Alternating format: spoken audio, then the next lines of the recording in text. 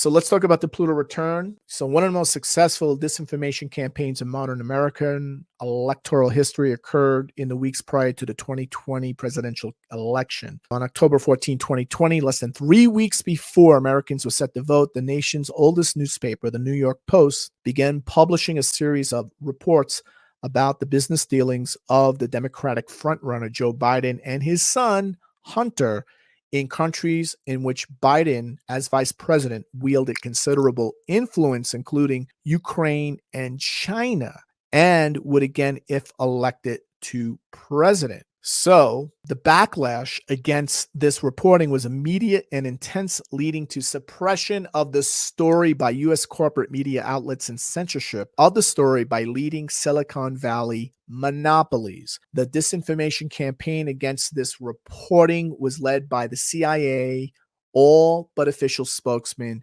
Natasha Bertrand, whose article on October 19th appeared under this headline: Hunter Biden's story is Russian disinformation, dozens of former intel officials say.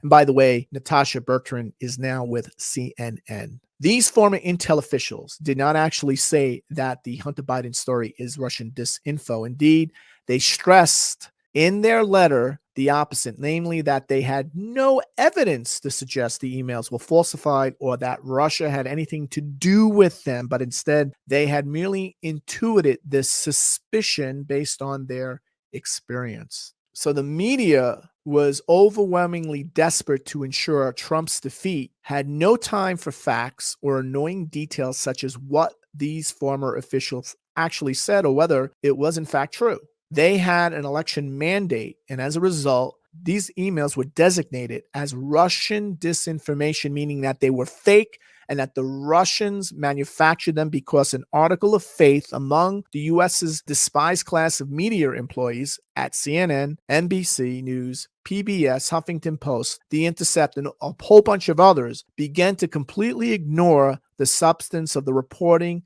and instead spread the lie over and over that these documents were the byproduct of Russian disinformation. Now that has all changed because the New York Times now admits the Hunter Biden laptop, falsely called Russian disinformation, is authentic. Now this is the explosive thing because there's a reason why this is happening. This is all connected to Ukraine, to the biolabs, to the money, to a number of egregious, to a number of things, right? Where we're seeing now that not only what we're seeing like a black ops operation going on between the United States, China, and Ukraine that was going on since Crimea, right? Since 2014, but the suppression of the Hunter Biden laptop story definitely impacted the 2020 election. And we're seeing that former Attorney General William Barr said this on yesterday, right, on Fox News. So he says, quote, "It's not a question of whether it was criminal or not. Just the facts alone were shameful. And most Americans would immediately see that this was going on and how repulsive it was. And it would have had an effect. The issue of criminality is a different issue." So look, the fact that it was suppressed, the fact that there was no follow-up, the Justice Department has completely dropped the case. All of this is part of the Pluto return. And I'm telling you right now, this is coming back with a vengeance. Everything that is going on, I'm not saying the Russians are innocent, and we actually know Putin has bigger plans, but this is somehow connected. This is all connected. And what's interesting, as the day that this came out, we get from the Wall Street Journal a poll that now is saying, the Wall Street Journal, and they always defend that Biden's numbers are strong. He's great. He's running again. He's likely to surpass his 2020 performance. They make all these statements out of, they pull it out of who knows where, that they're saying now that President Biden, according to this poll, 52% of Americans don't think Biden will run for re-election. That he will not run for re-election. And should he run again and win, Biden would then be 82 years old when he's sworn in to a second term. So this is very interesting that this all comes out now.